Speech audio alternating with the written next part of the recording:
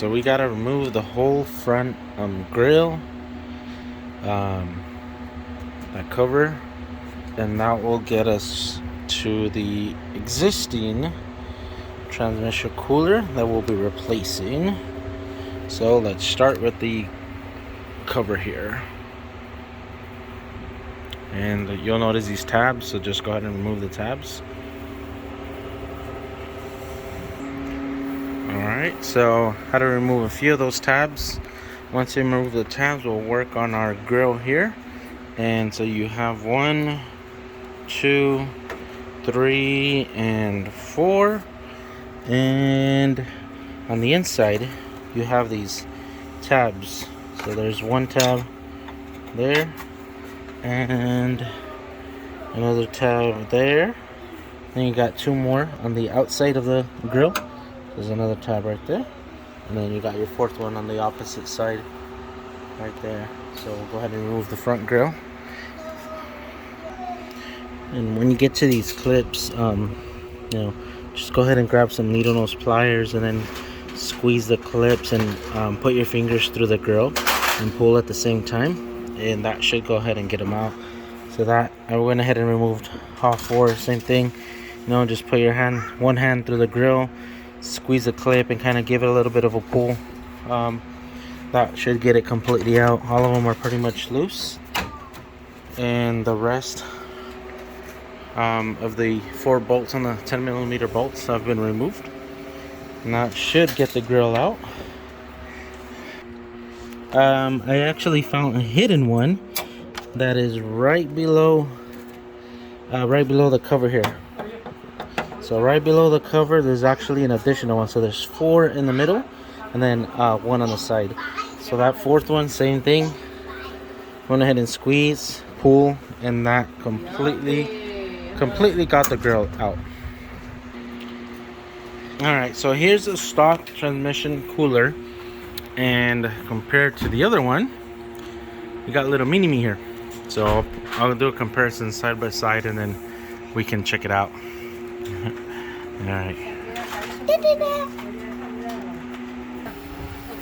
Alright, to remove the original transmission cooler, there's 2 10mm bolts right here, and the top one.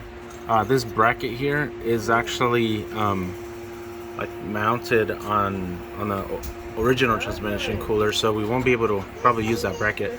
The bottom, there's 2 other simple those push tabs. So you got a tab here and a tab there. Once you remove those 2 tabs, the only thing that's holding the transmission cooler is actually just the lines themselves. But we're gonna end up cutting the lines anyway, to put them on the new one. So we'll go ahead and work on that next. Alright, so I ended up cutting one of the lines, and I still gotta work on the other one. But I used a little pipe cutter, and after about a good minute or so of just twisting it made a pretty clean cut. So I'm gonna go ahead and do the same thing to the other side and completely remove the old transmission cooler. At this point, you're already in the point of no return.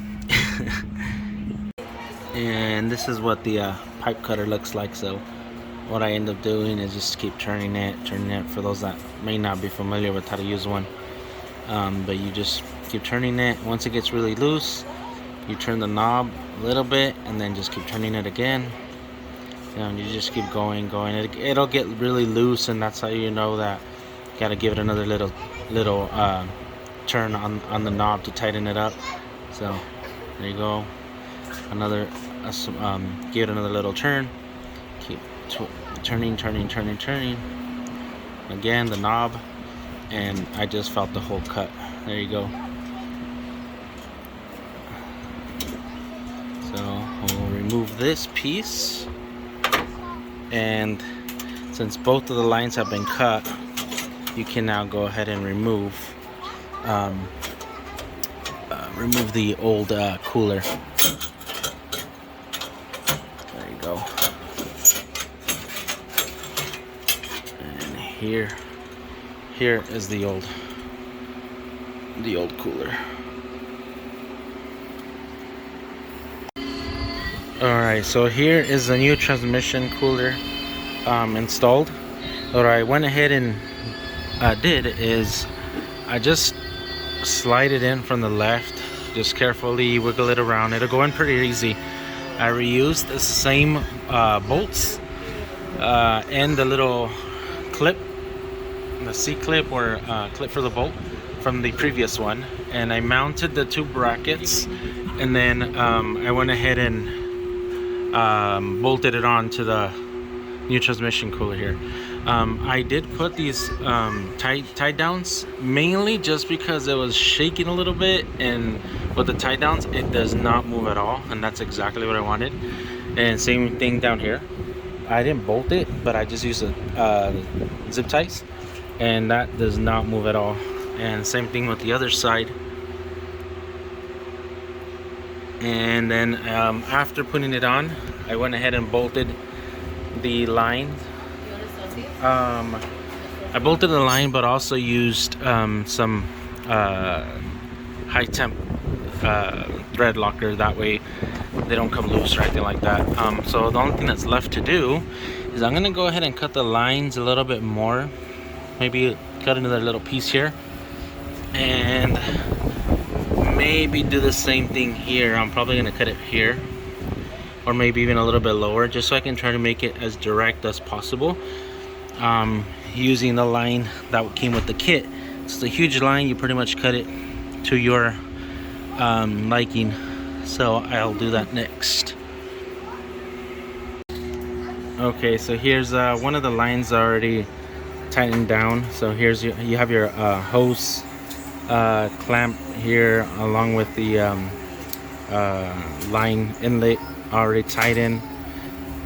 Before I did this one though, what I went ahead and actually cut it from the inside, because I wanted a direct line, not bending, not putting any force on the line. So I wanted it as easy, simple, going in and out. So I'll show you what the inside looks like, and it's right on the other side of this flap, and you can get to it really easy from the bottom. I went ahead and also cut this one more, because again I want to direct hose from here to the other side without any pressure, any bending or nothing like that. So if we go down to the bottom, here you go. So here's the bottom. See, it's just on the other side. Here's the bottom. Went ahead and cut it, and I put the hose and then clamped it down with the tool, with that clip there, and that's pretty good, snug fit.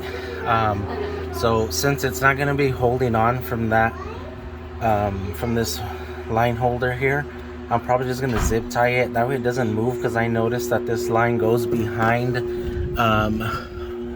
so I don't know if you can see it, but it goes from behind the shroud fans, and I just want to make sure that it's not going to be moving around when I'm driving. So I'll put a zip tie, maybe even one there, but for sure on this side.